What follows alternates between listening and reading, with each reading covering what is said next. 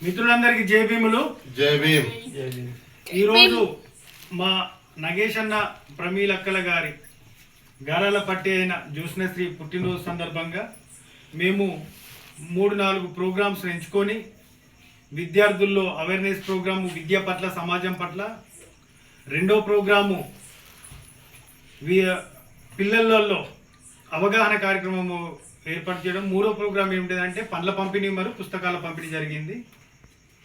మేము మా సమతా సైనిక్ దళ తరపున విద్యార్థులను కోరుకునేది, మా పిల్లలకు చెప్పేది ఏమిటి అంటే, రానున్న తరాలకు భారత రాజ్యాంగం అంటే ఏంటో తెలియకుండా పోయే పరిస్థితులు నెలకొన్నాయి.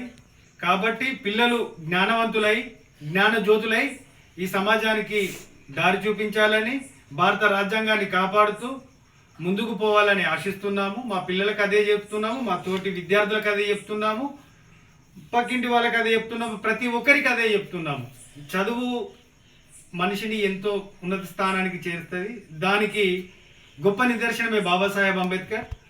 ఆయననే మనం మార్గదర్శకంగా తీసుకొని ముందుకు సాగాలని కోరుకోవడం జరుగుతుంది.